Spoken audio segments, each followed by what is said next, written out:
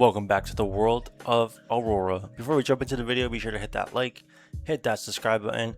Let me know in the comments down below. Do you think Aurora is a good hero? Personally, after she got back Skyward Serenade, I think she's pretty powerful. Maybe not the best aggro deck in the format, but can do some pretty powerful things.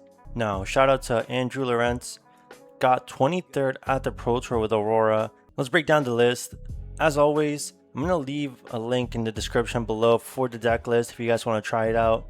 For fatigue matchups, these two pieces of equipment along with Arc Lightning really can just push a lot of damage through. And against the fatigue matchups, against all the Guardians that are currently in the meta, I really think you need this to be able to draw a new card, get a couple go again triggers. So I think it's pretty good. Old Aurora was doing this. Boots of Ominous Ward, I think it's just for Marionette, possibly good against Vincent and Aurora, but I don't know if she brings this in against those heroes. But we all know this is definitely for Marionette. Crown of Providence, just a great generic headpiece. Dyadic Carapace, I think is the standard loadout. She doesn't really have a lot of use for her tunic, so I think it's in most matchups you're bringing Dyadic Carapace. Face Purgatory, just a super strong Rune Blade headpiece. Tunic, I think is good into Jarl. I don't really know if you want the block value into Jarl. It could be good, but this is a very red line deck, only playing 6 yellows and 3 blues. So that one resource can help you out a lot with Jarl. I think it's just for Jarl. Grasp, the GOAT equipment. Scorpio, very strong weapon, honestly. It doesn't cost anything, and the one thing that you do need to control the lightning attack to be able to swing this, so it makes your lightning go again cards way more important. Shock Charmers, I think this is just for Spellio.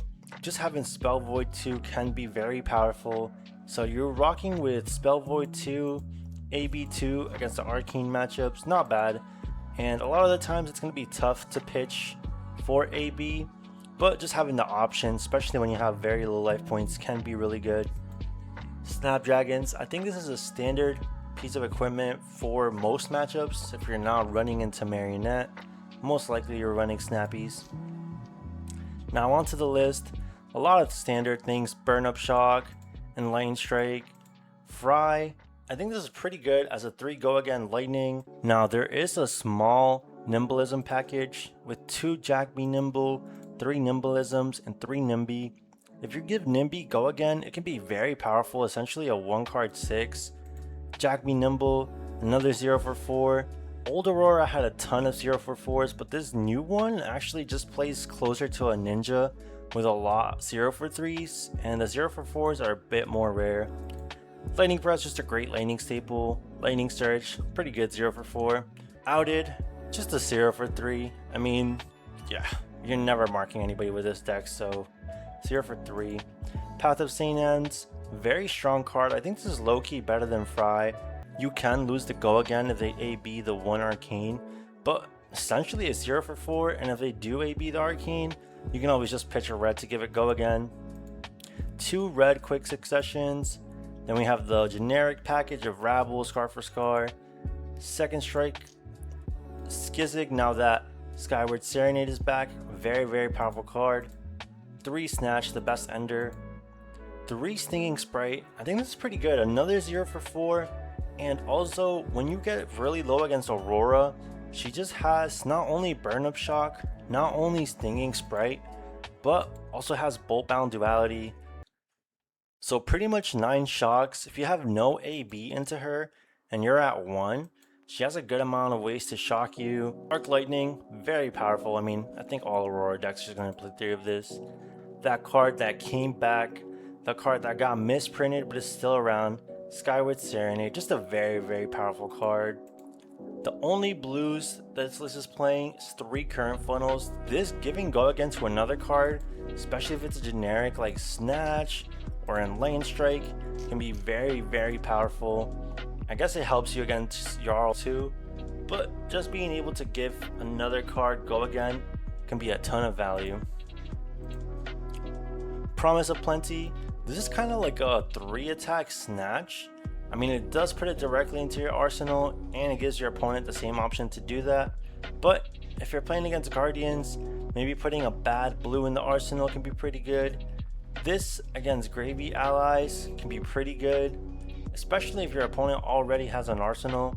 This is just essentially an extra copy of Snatch. Now it does need to be played from the arsenal to get Go Again, or if you give it Go Again with embodiments or one of the cards in your main deck that gives it Go Again, it can be really good. I think it's also pretty good into aggressive matchups. If you're playing into Syndra or Fi or any deck that doesn't really want to block out, this is just essentially demanding you to block it, as if you don't, you're essentially going to get another card.